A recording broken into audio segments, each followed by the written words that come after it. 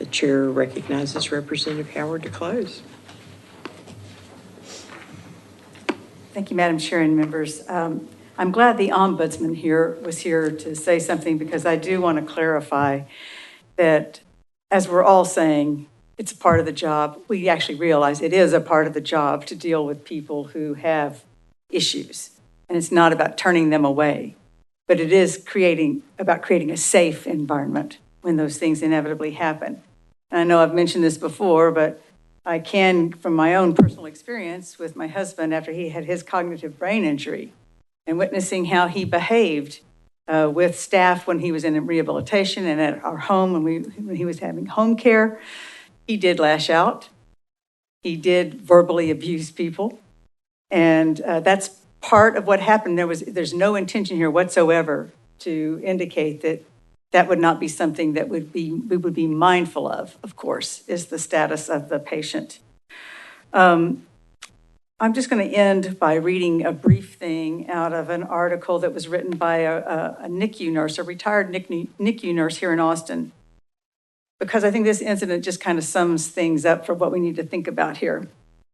On February 4, 1976, a nurse, Lulinski, arrived on time for his 3 to 11 shift.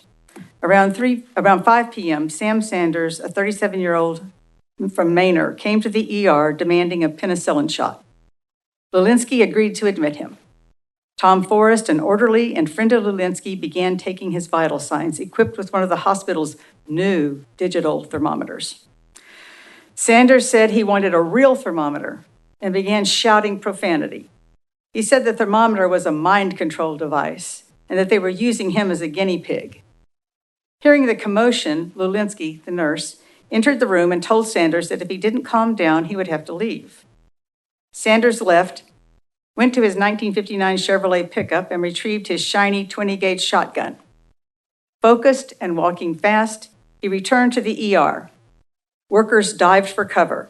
A clerk grabbed a baby and ran.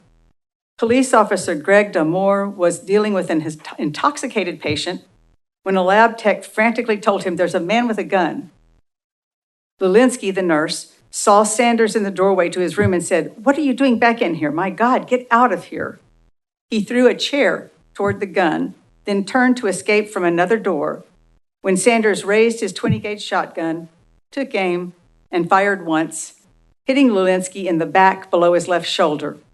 The blast penetrated his aorta and pulmonary vein, killing him instantly. D'Amour, the security officer, turned around just in time to see Sanders fire, then point the gun in Forrest's face. D'Amour bent his knees, raised his arms, and fired his service revolver 3 times, wounding Sanders in the arm, leg, and side.